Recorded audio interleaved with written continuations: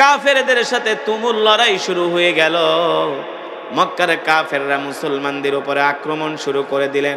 আল্লাহ নবী নির্দেশ দিলেন, আর কোনো কথা নাই। রাসূলের সাহাবীরাও তরবারি দিয়ে আঘাত শুরু করে দিলেন। আল্লাহু আকবার। এমন আঘাত বৃষ্টির মতো মুসলমানরা তীর ছুড়তেছে কাফেরদের দিকে। মাত্র আধা ঘন্টার মধ্যে যুদ্ধের মোড় পাল্টে গেল। আধা ঘন্টাও মক্কার কাফেররা ময়দানে টিকতে পারল না। আধা ঘন্টার মধ্যে তারা ময়দান ছেড়ে পালিয়ে গেল। আধা ঘন্টার মধ্যে মক্কার কাফেররা ময়দান ছেড়ে পালিয়ে গেল। সাহাবী আবু তালহা রাদিয়াল্লাহু তাআলা আনহু বাজ পাখির মতো দুর্বার গতিতে কাফের দিকে ছুটে চলতেছেন আর কাফেরদের দিকে তীর ছুটতেছেন। এক একটা তীর নিক্ষেপ করে আবু তালহার তীরের নিশানা এক একটা মক্কার কাফেরদের মাথার ভিতরে যায় লাগে। আল্লাহু আকবার। যেখানেই তীর লাগে সেখান থেকে আর মক্কার কাফেররা দাঁড়াতে পারে না, সেখানেই তারা জাহান্নামে চলে যায়। এইভাবে করে যুদ্ধ লাগতে শুরু করলো, যুদ্ধ চলতে শুরু করলো। কিছুক্ষণের মধ্যে দেখা গেল মদিনার 800 সাহাবীর সামনে মক্কার 3000 কাফের কুলাতে পারল না। তারা যুদ্ধের ময়দান ছেড়ে পলায়ন করলো। যুদ্ধের ময়দান ছেড়ে তারা পালিয়ে গেছে। 8800 মুসলমানের সামনে, মুজাহিদের সামনে 3000 মক্কার কাফের টিকতে পারল না। কেন পারল না? কারণ 800 মুসলমান তারা ছিল ঈমানওয়ালা মুসলমান। কে যুবক ভালো করে খেয়াল করো বন্ধু। সাহাবী আবু তালহা কাফেরদেরকে এক দৌড়ানি মারলেন। সাহাবী আবু তালহা তিনি ছিলেন একজন প্রশিক্ষিত তীরন্দাজ। কাফেরদের দিকে নিশানা করে এক একটা তীর মারে, এক একজনের মাথায় লাগে, গায়ে লাগে, আর দাঁড়াতে পারে না, সেখানেই জমিনে পড়ে যায়। আল্লাহু আকবার। এইভাবে করে মক্কার 3000 কাফের আধা ঘন্টার মধ্যে ময়দান থেকে পালালো। আল্লাহ রসুল তাকায় তাকায় দেখতেছেন রসুলের সাহাবী আবু তালহা অভিজ্ঞতা সম্পন্ন একজন তীরন্দাজ, প্রশিক্ষিত একজন তীরন্দাজ, সাহসী একজন যুবক, সাহসী একজন যোদ্ধা।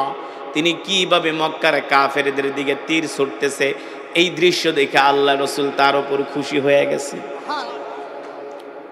সাহাবী আবু তালহাকে ডাক দিয়ে বলে, বাহ মাশাআল্লাহ সাহাবী, আজকে আমি তোমার যুদ্ধের কৌশল দেখে অভিভূত হয়েছি। সুবহানাল্লাহ বলেন।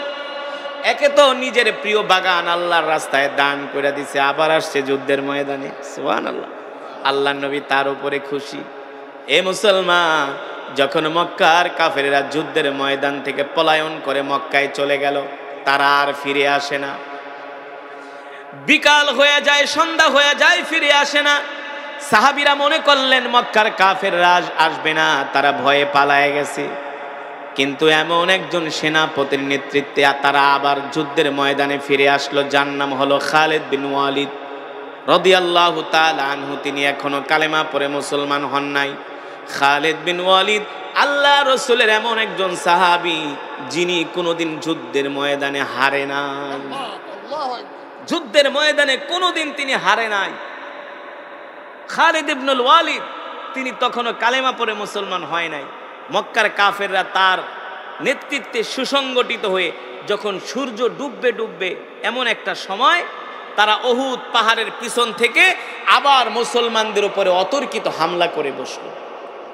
তারা যে অতর্কিত হামলা করলো, তাদের উদ্দেশ্য ছিল, টার্গেট ছিল আল্লাহর নবীকে দুনিয়ার জমিন থেকে বিদায় করে দেওয়া। আল্লাহর নবীকে দুনিয়ার জমিন থেকে বিদায় করে দেওয়া তাদের উদ্দেশ্য ছিল, টার্গেট ছিল। নাউজুবিল্লাহ বলে। মক্কার কাফেররা আবার 3000 কাফের, তারা আবার তাদের সৈন্য সামন্ত বাড়িয়ে মুসলমানদের উপর অতর্কিত উহুদের পাহাড়ের পিছন থেকে তারা হামলা শুরু করে দিল। এই দৃশ্য দেখলেন সাহাবী আবু তালহা দূর থেকে দেখতেছে মক্কার কাফেরেরা আল্লাহর নবীকে টার্গেট করে তীর নিক্ষেপ করতেছে। সাহাবী আবু তালহার আর বুঝতে বাকি রইল না মক্কার কাফেরদের টার্গেট হলো আল্লাহর নবী। এই দৃশ্য দেখে সাহাবী আবু তালহা দৌড়ে আল্লাহ রসুলের কাছে চলে আসলেন। আল্লাহর নবীর ডান হাত ধরে বলো, গো নবীজি আপনি আমার পিছনে দাঁড়ান, মক্কার কাফেরদের টার্গেট হলো আপনাকে দুনিয়ার জমিন থেকে বিদায় করে দেওয়া। নাউজুবিল্লাহ। কিন্তু আল্লাহর নবী, আমি যুদ্ধের ময়দানে আপনাকে আশ্বস্ত করতেছি, যতক্ষণ পর্যন্ত আবু তালহার 2টা হাত বাহুর সাথে লেগে আছে ততক্ষণ পর্যন্ত আল্লাহর নবীর গায়ে একটা তীরের আঘাত তো দূরের কথা, একটা ফুলের টোকা আমি লাগতে দিব না। জোরে বলেন সুবহানাল্লাহ। এমন একটা কঠিন সময়ে কিভাবে আল্লাহর নবীকে মহব্বত করতেছে, কেমন ছিল ইসলামের প্রতি, দ্বীনের প্রতি দরদ, কেমন ছিল ভালোবাসা। ওগো নবীজি, আপনি আমার পিছনে দাঁড়ান, মক্কার কাফেররা আপনার দিকে তীর ছুটতেছি। ওগো নবীজি, আমি আবু তালহা তীরের আঘাত খেতে খেতে শহীদ হয়ে যাব, কিন্তু আমার কলিজার টুকরা নবীর গায়ে একটা ফুলের টোকাও লাগতে দিব না। এই কথা বলে সাহাবী আবু তালহা আল্লাহ রসুলের, আল্লাহ নবীকে পিছনে নিয়ে দাঁড় করালেন। আর সাহাবী আবু তালহা তিনি ছিলেন প্রশিক্ষিত তীরন্দাজ, একটা একটা করে তীর নিক্ষেপ করে যেটা মারে সেটাই কাফেররা মরে। এই দৃশ্য দেখে আল্লাহ নবী অনেক খুশি হয়ে গেলেন। এক পর্যায়ে তীর মারতে মারতে মক্কার কাফেরেরা সাহাবী আবু তালহাকে ঘিরে ধরলেন। সাহাবী আবু তালহার এই বাম হাতটা মক্কার কাফেররা তরবারি দিয়া এক আঘাতে কেটে ফেললেন, কিন্তু সাহাবী আবু তালহা থামে না, ডান হাত দিয়া তিনি তরবারি চালাইতেছেন। আল্লাহু আকবার। ডান হাত দিয়া তরবারি চালাইতেছেন আর মক্কার কাফেরদেরকে হত্যা করতেছেন। যখন যুদ্ধ থেমে গেল, দেখা গেল সাহাবী আবু তালহার শরীরের মধ্যে একটা দুইটা তিনটা না ৭০টার উপরে তীরের আঘাত, তরবারির আঘাত লেগেছে। ৭০টার উপরে তীরের আঘাত, তরবারির আঘাত সাহাবীর গায়ে লেগেছে। আল্লাহু আকবার। আর আমরা কি মুসলমান, কিভাবে আল্লাহর নবীকে আমরা মুখ দেখাবো? হাসরের ময়দানে আল্লাহর নবী ডাক দেবে, ইয়া উম্মতি ইয়া উম্মতি ইমশি মাই, চলো চলো আমার সাথে জান্নাতে চলো। সেই দিন সব মুসলমানগুলো আল্লাহর নবীর সাথে জান্নাতে যেতে চাইবে। আল্লাহর নবী বলবেন, না না না, তুই আমার উম্মত না, তুই আমার উম্মত না। তুই যদি আমার উম্মত হতি, দেখ আমার সাহাবীদের দিকে তাকায় দেখ, আমার এক একটা সাহাবীর হাত নাই, কারো পা নাই, কারো কান নাই, কারো চোখ নাই, কারো নাক নাই, কারো কলিজা নাই, কারো দুই হাতই নাই, কারো দুই পাই নাই। দেখ আমার সাহাবীরা আল্লাহর জমিনে দ্বীন কায়েমের জন্য কত কষ্ট করেছে, ঠিক কিনা বলে? আর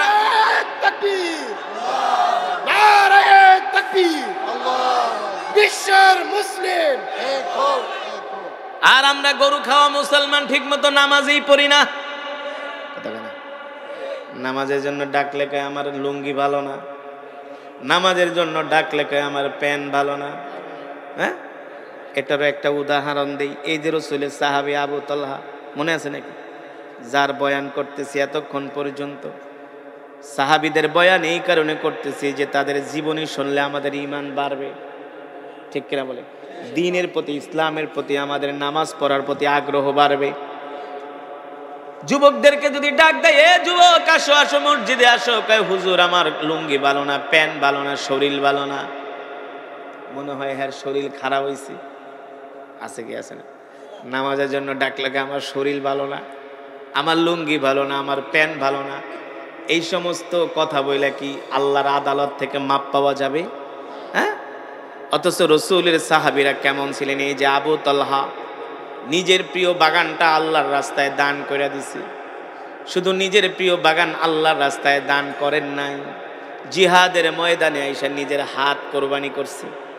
শরীরের মধ্যে ৭০টা তীরের আঘাত, তরবারির আঘাত খেয়েছে, তারপরেও যুদ্ধের ময়দান থেকে যায় নাই, ঠিক কিনা বলেন? এই আবু তালহা রাদিয়াল্লাহু তাআলা আনহুর যত সম্পদ ছিল, সব সম্পদ আল্লাহর রাস্তায় দান করে দিছে রে যুবক। এই যুবক সব সম্পদ আল্লাহর সাহাবী, আল্লাহর পয়গম্বরের সাহাবী আবু তালহা রাদিয়াল্লাহু তাআলা আনহু সব সম্পদ আল্লাহর রাস্তায় দান করে দিছে। কোনো সম্পদ নাই, আবু তালহার বাজার করার মতো কোনো টাকা নাই, এমনকি গায়ের কাপড় কিনা পর্যন্ত কোনো টাকা নাই। আল্লাহর নবী প্রতিদিন ফজরের নামাজের ইমামতি করেন, সব সাহাবীরা আল্লাহর নবীর পিছনে ফজরের নামাজ আদায় করে, কিন্তু সাহাবী আবু তালহা প্রতিদিন ফজরের নামাজ পড়ার সাথে সাথে বাড়িতে চলে আসে। প্রতিদিন আল্লাহর নবী ফজরের নামাজের পরে কোরআনের বয়ান করেন, সব সাহাবীরা বৈশা বৈশা কোরআনের বয়ান শোনে, কিন্তু সাহাবী আবু তালহা বসে না। সাহাবীরা যায় নালিশ করছে, ওগো নবীজি আপনি প্রতিদিন ফজরের পরে কোরআনের বয়ান করেন, আমরা সবাই মিলা শুনি, কিন্তু আবু তলহা একদিনও বসে না, বাড়িতে চলে যায়। আল্লাহ নবী ডাক দিয়া বলে, কারণ কি? আবু তলহা কি আমার উপর রাগ করছে নাকি? আল্লাহ নবী ডাক দিলেন, এই আবু তলহা, এদিকে আসো। তুমি নাকি প্রতিদিন ফজরের নামাজ পড়ার পরে সালাম ফেরানোর সাথে সাথে বাড়িতে চলে যাও। সাহাবী আবু তলহা বলে, ওগো আল্লাহর নবী, না, আমি প্রতিদিন বাড়িতে চলে যাই। আল্লাহর নবী বলে, আজকে যাবে না, তোমার সাথে আমার নামাজের পরে কথা আছে। আল্লাহর নবী ফজরের নামাজের ইমামতি করতে লাগলেন, সালাম ফিরালেন, আসসালামু আলাইকুম ওয়া রাহমাতুল্লাহ, আসসালামু আলাইকুম ওয়া রাহমাতুল্লাহ। সাহাবী আবু তলহা আজকে আর বাড়িতে যায় না, মসজিদে নববীতে বসে আছে। আল্লাহর নবী ডাক দিলেন, তাআলাউ ইয়া আবু তলহা, এ আবু তলহা এদিকে আসো। আবু তলহা রে, শোনো, প্রতিদিন ফজরের পরে আমার সব সাহাবীরা আমার কোরআনের মজমায় বসে, তুমি কেন বসো না? কারণ কি? আবু তলহা, আমি কি তোমার মনে কষ্ট দিছি নাকি? এই কথা বলার সাথে সাথে সাহাবী আবু তলহার চোখ দিয়া জর জর করে পানি পড়তেছে। আল্লাহর নবী ডাক দিয়া বলে, লিমা তাবকি আবু তলহা, এ আবু তলহা, কাঁদো কেন, কাঁদো কেন, কাঁদো কেন? আমি কি তোমাকে কান্নার কোনো কথা বলেছি? সাহাবী আবু তলহা বলে, ওগো আল্লাহর নবী, আপনি এটা কি বললেন? আপনি আমার মনে কষ্ট দিয়েছেন। ফিদাকা আবি ওয়া উম্মি ইয়া রাসূলুল্লাহ, ওগো নবীজি, আপনার জন্য আমার মা বাবা কুরবান হয়ে যাক, আপনার জন্য আমার জান কুরবান হয়ে যাক। আল্লাহু আকবার। আপনার উপর আমি রাগ করব, এত বড় সাহস কি আবু তলহার আছে নাকি? যে আবু তলহা ছিল মূর্তি পূজক, যে আবু তলহা ছিল জাহান্নামী, আপনাকে দেখে আপনার প্রেমে পাগল হইয়া কোরআন শুনে আবু তলহা কালেমা পড়ে মুসলমান হয়েছে। শুধু কালেমা পড়ে আবু তলহা মুসলমান হয় নাই, আপনার মহব্বতে আবু তলহার প্রিয় বাগান বাইরুহাটা আল্লাহর রাস্তায় দান করে দিছি। শুধু বাগানেই দান করে নাই, আবু তলহা আপনার মহব্বতে জিহাদের ময়দানে গেছে। জিহাদের ময়দানে যে আবু তলহার হাতকে কোরবানি করছে, 70টার উপরে তীরের আঘাত, তরবারির আঘাত এই শরীরের মধ্যে সহ্য করেছে। ওগো আল্লাহর নবী, আল্লাহর কসম করে বলি, আমি আমার জীবনের চাইতে আপনাকে বেশি ভালোবাসি। সুবহানাল্লাহ বলেন, আরে জোরে বলেন সুবহানাল্লাহ। এখনো প্রশ্ন আসে কি আসে না? তুমি আমাকে ভালোবাসো, ঠিক আছে, তাই ফজরের পরে আমার মজমায় বসো না কেন? কথা বলো, প্রশ্ন আসে গিয়ে আসে না? তুমি আমার জন্য এত কিছু করলা, এত কোরবানি করলা, তো সব সাহাবীরা ফজরের পরে আমার মজমায় বসে, তুমি কেন বসো না? তুমি কেন বাড়িতে চলে যাও? প্রশ্ন আসে গিয়ে আসে না?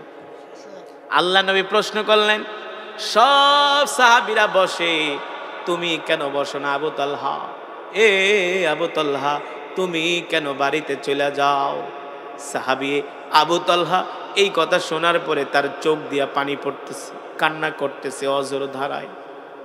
আল্লাহ নবী ডাক দিয়া বলে, এ সাহাবী, কান্না করো কেন? কান্না করো না, বলো গো, তুমি কেন ফজরের পরে আমার মজমায় বসো না?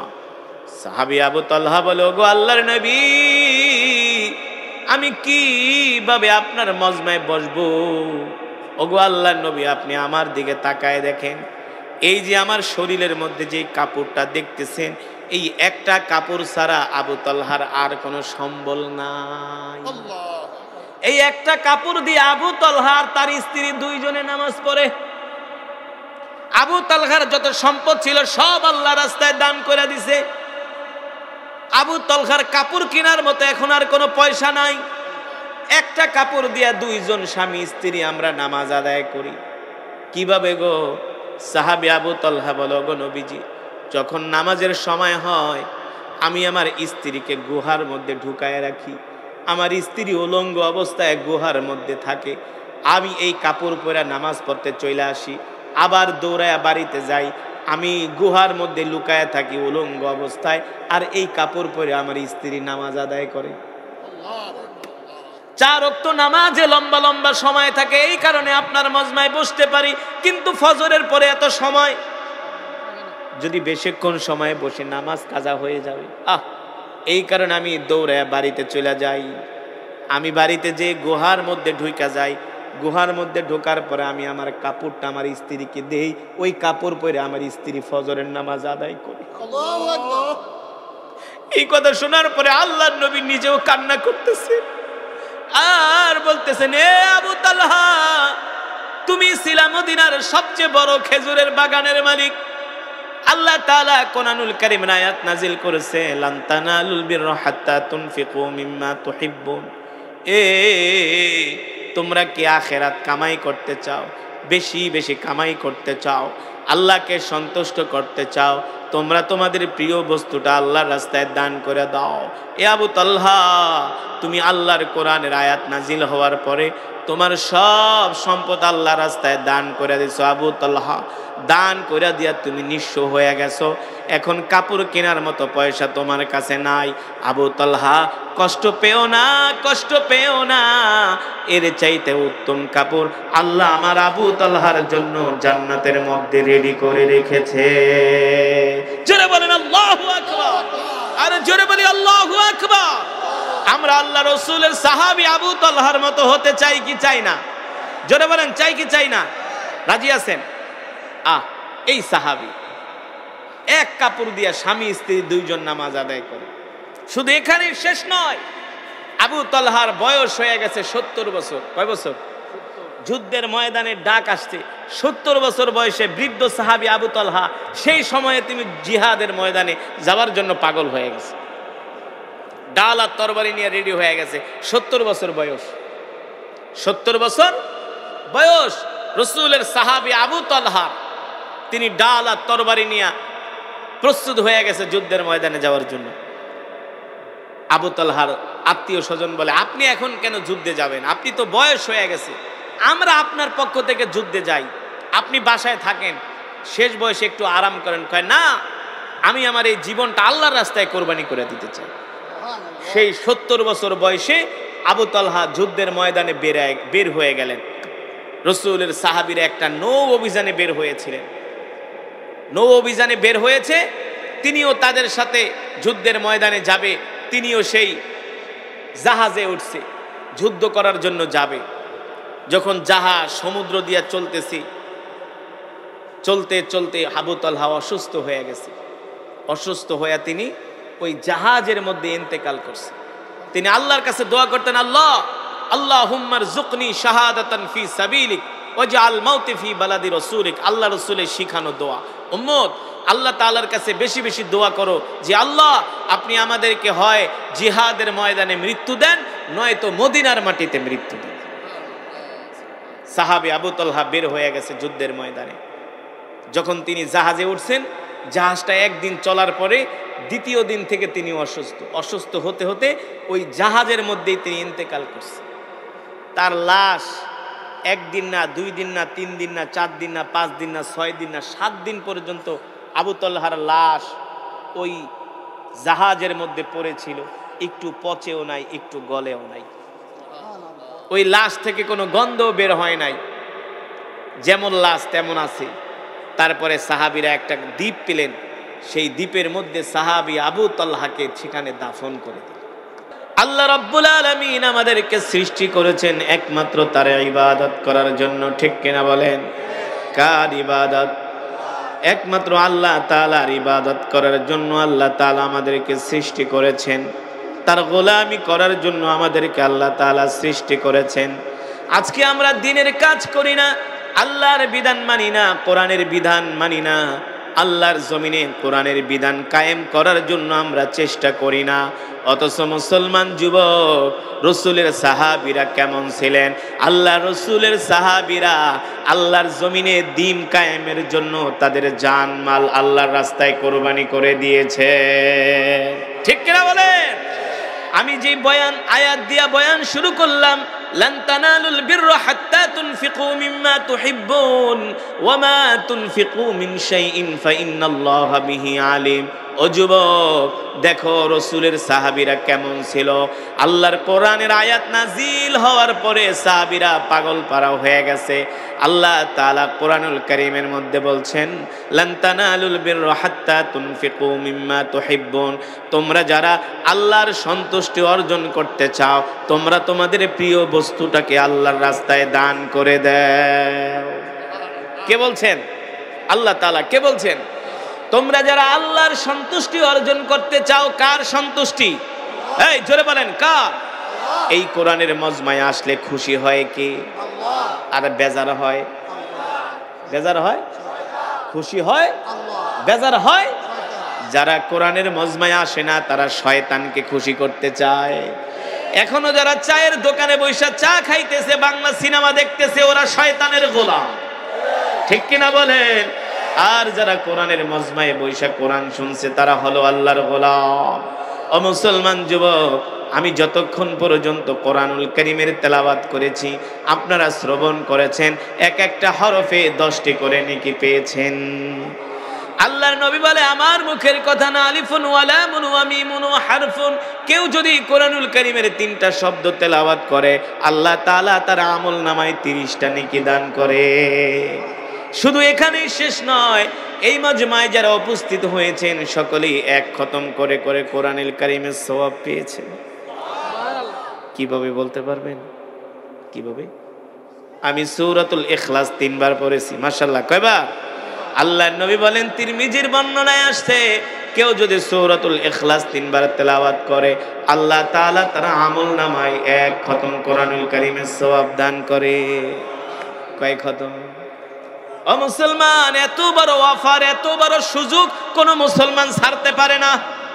যেই মুসলমান ছাড়ে ওর মতো কপাল পোড়া আসমানের নিচে আর জমিনের উপরে হতে পারে না। ঠিক কিনা বলেন? যেটা বলছিলাম, আল্লাহ তাআলা কোরআনুল কারীমের আয়াত নাজিল করার পরে রাসূলের সাহাবীরা পাগল পারা হয়ে গেছে, কিভাবে তারা আল্লাহর সন্তুষ্টি অর্জন করবে। আল্লাহ নবীর একজন সাহাবী যার নাম হলো আবু তালহা, তিনি হলেন মদিনার একজন আনসারী সাহাবী। নাম কি? জোরে বলেন।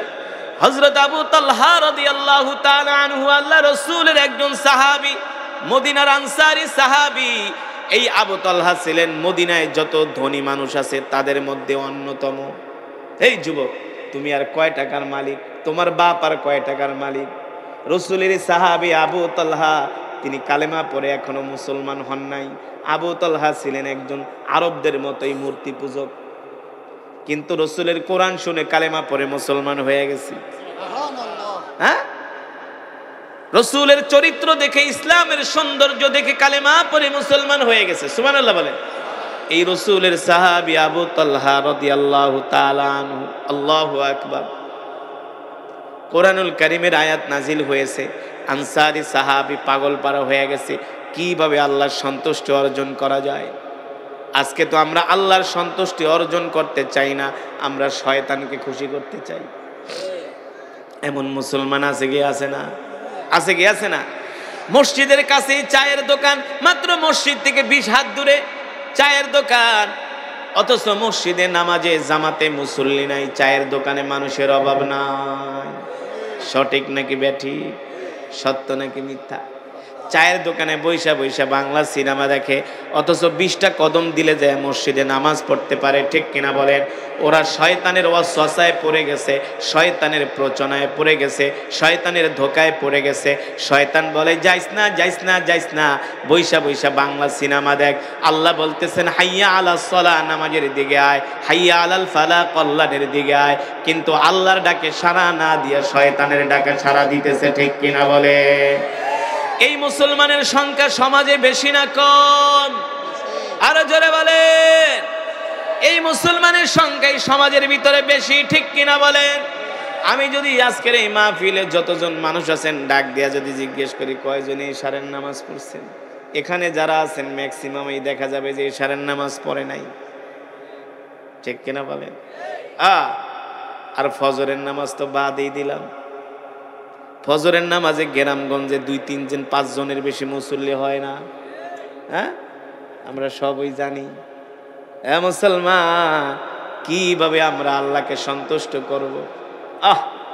অথচ রাসূলের সাহাবীরা কেমন পাগল পারা ছিলেন। আল্লাহ তাআলা কোরআনের আয়াত নাজিল করে দিছে, যদি তোমরা আল্লাহ তাআলার সন্তুষ্টি অর্জন করতে চাও, তোমাদের প্রিয় বস্তুটা আল্লাহর রাস্তায় দান করে দাও। যদি বেশি বেশি নেক আমল করতে চাও, কামাই করতে চাও, তোমার প্রিয় জিনিসটা আল্লাহর রাস্তায় দান করে দাও। সুবহানাল্লাহ।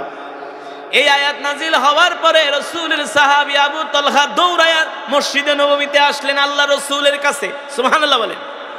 দৌড়ায়া আল্লাহ রাসূলের কাছে আসলেন, ওগো নবীজি, আমি আল্লাহ তাআলার সন্তুষ্টি অর্জন করতে চাই। আল্লাহ রাসূল বললেন, ভালো খবর, তুমি কিভাবে তুমি আল্লাহর সন্তুষ্টি অর্জন করতে চাও? সাহাবী আবু তালহা বলে, ওগো আল্লাহর নবী, মদিনার সবচেয়ে বড় যেই খেজুরের বাগান, ওই খেজুরের বাগানের মালিক হলাম আমি, আর ওই বাগানের নাম হলো বাইরুহা। ওগো আল্লাহর নবী, আমি চাই আমার এই বড় বাগানটা আল্লাহর রাস্তায় দান করে দিব। আল্লাহর নবী বলেন, কোন বাগান? বাইরুহা। বলে, হ্যাঁ বাইরুহা। বাইরুহা এমন একটা খেজুরের বাগান, যে বাগানের মধ্যে একটা পানির মিষ্টি পানির একটা কূপ আছে, যেই কূপ থেকে আল্লাহর নবী স্বয়ং নিজে পানি পান করে। যে বাগানে যায় আল্লাহর নবী নিজে বিশ্রাম করে, এমন একটা মদিনার সবচেয়ে বড় খেজুরের বাগান আবু তালহা রাদিয়াল্লাহু তাআলা আনহু আল্লাহর রাস্তায় দান করে দিবে। সুবহানাল্লাহ বলেন। এ মুসলমান, শুধু খেজুরের বাগান আল্লাহর রাস্তায় দান করেন নাই আবু তালহা। যুবক রে, এ যুবক, রাসূলের সাহাবীরা কেমন ছিলেন? রাসূলের সাহাবীরা আল্লাহর জমিনে দ্বীন কায়েমের জন্য কেমন পাগল পারা ছিলেন রে যুবক। মক্কা থেকে 3000 কাফের আসছে মদিনায় হামলা করার জন্য। আল্লাহর নবী এই দৃশ্য দেখা সাহাবীদেরকে ডাক দিলেন, এ সাহাবীরা, মক্কা থেকে 3000 কাফের আসতেছে মদিনায় হামলা করার জন্য। তোমরা কে কে আসো, তাড়াতাড়ি করে তোমাদের ডাল তরবারি নিয়ে ময়দানে বের হয়ে পারো। আল্লাহর নবীর এক ডাকে 800 সাহাবী নিজের জীবনকে আল্লাহর রাস্তায় শহীদ করার জন্য তারা তরবারি নিয়ে রাস্তায় নেমে গেলেন, জিহাদের ময়দানে চলে আসলেন। আল্লাহু আকবার। 800 সাহাবী তরবারি নিয়ে ময়দানে চলে আসলেন। সবার আগে আবু তালহা, সবার আগে ওই যে মদিনার সবচেয়ে বড় খেজুরের বাগানের মালিক। একে তো খেজুরের বাগান শুধু আল্লাহর রাস্তায় দান করে নাই, জিহাদের ময়দানেও তাকে প্রথম কাতারে পাওয়া গেছে। সবার আগে আগে আবু তালহা নিজের তরবারিটা উপরে উঠায় আর ঘুরায়। সাহাবীরা ডাক দিয়া বললেন, আবু তালহা, তুমি তো জান্নাত কামাই করে ফেলেছো। নিজের সবচেয়ে আদরের বাগান, প্রিয় বাগান বাইরুহা আল্লাহর রাস্তায় দান করে দিছো। জিহাদের ময়দানেও তুমি সবার প্রথম কাতারে। এ আবু তালহা, তুমি এইভাবে তোমার তরবারি ঘুরাইতেছে কোনো কারণটা কি? আবু তালহা বলে, আমি তরবারি এই কারণে ঘুরাইতেছি, জিহাদের ময়দানে আমি শিকারের অপেক্ষায় আছি। জিহাদের ময়দানে আমি কিসের অপেক্ষায় আছি? শিকারের অপেক্ষায় আছি। কি শিকার? কি শিকার? মাছ শিকার? হ্যাঁ, পাখি শিকার? কেমন ঈমান ছিল রাসূলের সাহাবীদের! এইভাবে তরবারি নাড়ায়। আর সাহাবীরা প্রশ্ন করে, আবু তালহা, জান্নাত তো কামাই করে ফেলেছো। একে তো তুমি তোমার সবচেয়ে বড় বাগান আল্লাহর রাস্তায় দান করে দিছো বাইরুহা, আবার আসছো জিহাদের ময়দানে সবার প্রথম কাতারে, তরবারি ঘুরাইতেছো কিসের অপেক্ষায়? বলে, একটা একটা কইরা কাফের ধরবো আর জাহান্নামে পাঠায় দিব। আল্লাহু আকবার। জোরে বলেন আল্লাহু আকবার। আল্লাহর নবী 8000 মুসলমান সৈনিক নিয়ে উহুদের ময়দানে মুজাহিদ নিয়ে চলে গেলেন। কাফেরদের সাথে তুমুল যুদ্ধ শুরু হয়ে গেল। দুরূদ পড়তে কি কষ্ট হয়? যারা এই দুরূদটা পারে না ওরা নামাজও পড়ে না। যারা এই দুরূদ পারে না তারা নামাজ বেনামাজি, নামাজ পড়ে না। পড়বে কই থেকে? নামাজ পড়লে এই দুরূদ পারবে, ঠিক কিনা বলেন? যে দুরূদ পড়ার সময় চুপ করে থাকে, আস্তে আস্তে পড়ে, তার মতো বখিল এই জমিনের উপরে নাই। আমার কথা না, আল্লাহ রাসূল বলছে, যে দুরূদ পড়তে কৃপণতা করে সে হলো সবচেয়ে বড় বখিল, সবচেয়ে বড় অশিক্ষিত। সবচেয়ে বড় অশিক্ষিত যে দুরূদ পড়তে বখিলতা করে, ঠিক কিনা বলেন? মুসলমান, দুরূদের ফজিলত কি জানেন? হ্যাঁ, যদি দুরূদের ফজিলত জানতেন সারাদিন শুধু দুরূদ পড়তেন। এত বাদাম খাওয়া কেন? এই সারাদিন তো খালি খায়, মাহফিলে আইসাও খায়। মাত্র 20 মিনিট ওয়াজ করুন, বাদাম খাওয়া শুরু করছে। এই জাতির দিয়া কি হবে? এই জাতির দিয়া জিহাদ হবে? সি, কোরআনের মজমা, জান্নাতের বাগান। কোরআন শুনছেন, এক এক হরফে 10টি করে নেকি পেয়েছেন। আরে বাদাম তো সারা রাত খেতে পারবেন, সারা দিন খেতে পারবেন। এই কোরআনের মজমা কি পাবেন? আপনি বাদাম খাইলে তো আপনার চিন্তা যাবে বাদামের দিকে, কোনটা পচা কোনটা ভালো। কথা কেনা? আপনি ওয়াজ শুনবেন কি? তার চেয়ে আপনি উঠা চলে যান।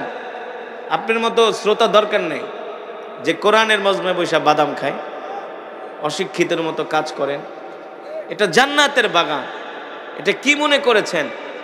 আল্লাহ তাআলার অগণিত রহমতের ফেরেশতারা চতুর্দিকে বেষ্টন করে আছে।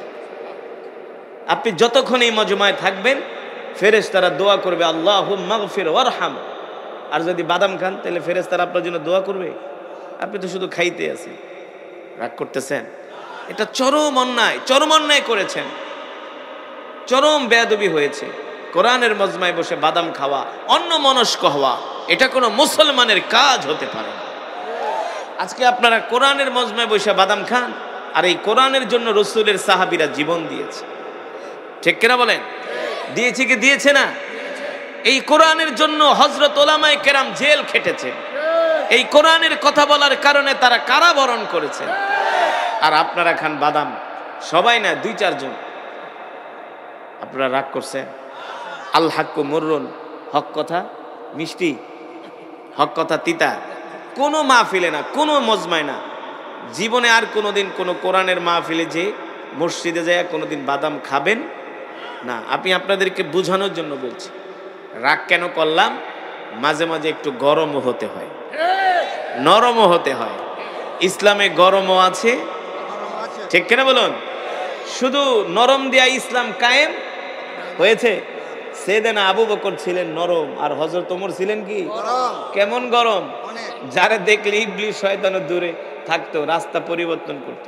আর এখন তো আমরা এমন ইমানদার, ইবলিস শয়তান দেখলে কি আমি আর কি শয়তান, তুই আমার চেয়ে বড় শয়তান। ঠিক কিনা বলেন? রাগ করতেছেন? যেটা বলছিলাম, দুরূদ এমন এক আমল, এমন এক ইবাদত। সুবহানাল্লাহ বলেন। বাদাম খাওয়া বন্ধ নেই, একজনে খায় আর এমন এমন করে, সব তালেই আছে। যাক, যদি আপনার খাইতে ভালো লাগে আপনি খান, আমার বলা আমি বলেছি। ঠিক কিনা বলেন?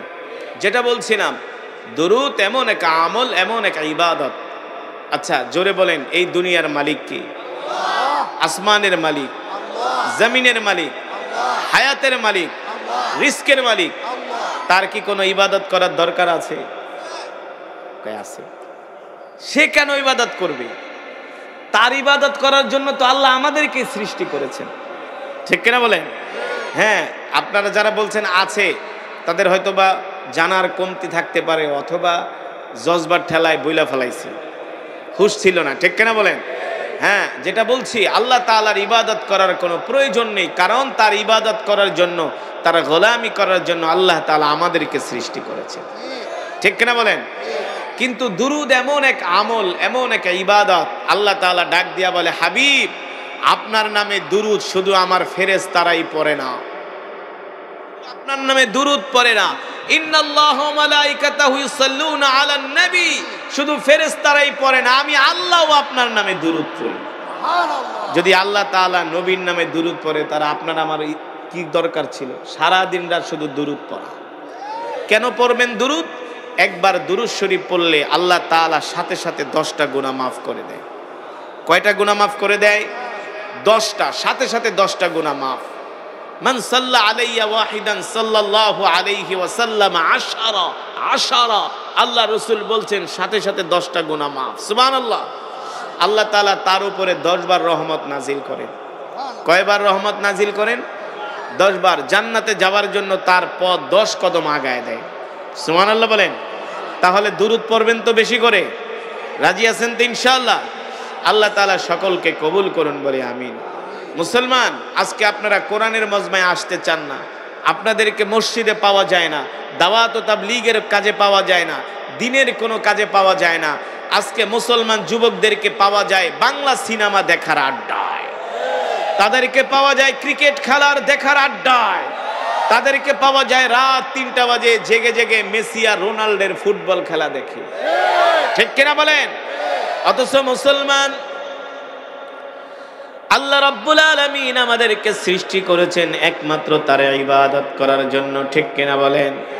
কার ইবাদত? একমাত্র আল্লাহ তাআলার ইবাদত করার জন্য আল্লাহ তাআলা আমাদেরকে সৃষ্টি করেছেন, তার গোলামি করার জন্য আমাদেরকে আল্লাহ তাআলা সৃষ্টি করেছেন। আজকে আমরা দ্বীনের কাজ করি না, আল্লাহর বিধান মানি না, কোরআনের বিধান মানি না, আল্লাহর জমিনে কোরআনের বিধান কায়েম করার জন্য আমরা চেষ্টা করি না। অথচ মুসলমান যুবক, রসুলের সাহাবীরা কেমন ছিলেন? আল্লাহ রসুলের সাহাবীরা আল্লাহর জমিনে দ্বীন কায়েমের জন্য তাদের তেমন আছে। তারপরে সাহাবীরা একটা দ্বীপ পেলেন, সেই দ্বীপের মধ্যে সাহাবী আবু তালহাকে সেখানে দাফন করে দিলেন। ও মুসলমান, এই ছিল রসুলের সাহাবীরা।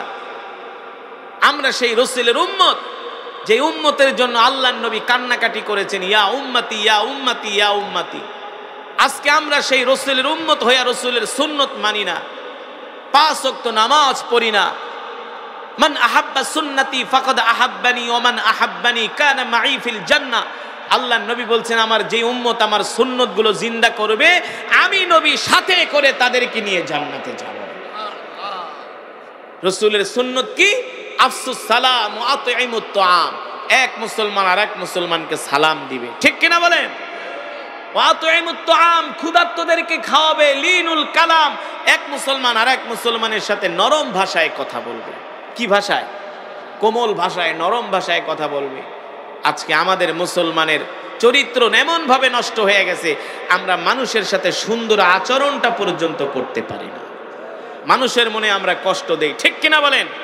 যদি আপনি কোনো মানুষের মনে কষ্ট দেন, আপনার দুনিয়াও বরবাদ, আখিরাতও বরবাদ।